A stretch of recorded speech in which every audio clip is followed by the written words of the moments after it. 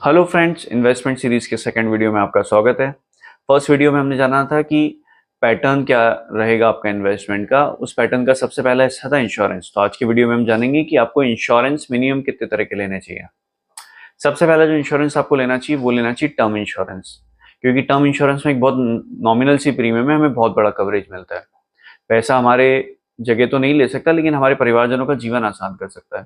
तो इसलिए term insurance होना कंपलसरी है। टर्म इंश्योरेंस अब कितने अमाउंट तक का होना चाहिए हमारे पास? तो टर्म इंश्योरेंस जो है वो आपकी एनुअल अर्निंग के 15 से 20 टाइम तक होना चाहिए आपका। अगर आपकी अर्निंग्स 5 लाख रुपए है तो आपका मिनिमम इंश्योरेंस 75 लाख से 1 करोड़ होना चाहिए।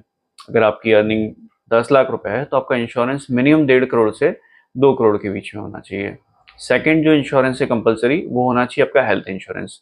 मेडिकल फैसिलिटीज़ बहुत बड़ी है देश में, लेकिन उसके साथ साथ मेडिकल फैसिलिटीज़ महंगी भी बहुत हुई है। अब अगर परिवार में किसी भी व्यक्ति को कुछ मेडिकल रिक्वायरमेंट पड़े और उसकी कॉस्ट बहुत हेवी रहे तो हमारी सारी फाइनेंशियल प्लानिंग बिगड़ सकती है। इसलिए आपका एक मेडिकल प्रीमियम होना बहुत ज़रूरी है, जिसमें आप, बच्चे और आपके पेरेंट्स तीनों शामिल होना ज़रूरी है।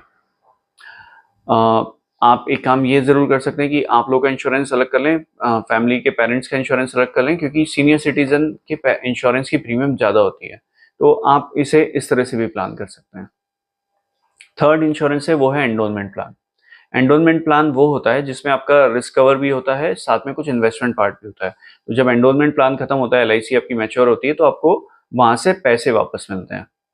यूजुअली ये प्लान लेना इसलिए भी जरूरी है क्योंकि समटाइम्स क्या होता है, अगर किसी टाइम आपकी फाइनेंशियल कंडीशन ठीक नहीं तो आदमी टर्म इंश्योरेंस सबसे पहले बंद कर देता, बोले यार इसमें पैसे तो वापस आने नहीं है। तो ऐसे टाइम अगर एंडोनमेंट प्लान है तो चूंकि इसमें भविष्य में पैसा आपको वापस मिलना है, तो आदमी एंडोनमेंट प्लान कंटिन्यू रखता है।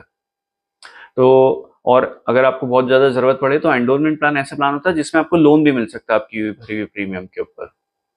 तो इसलिए तीसरा इंश्योरेंस, एंडोनमेंट, ये तीनों इंश्योरेंस आपके लिए कंपलसरी है।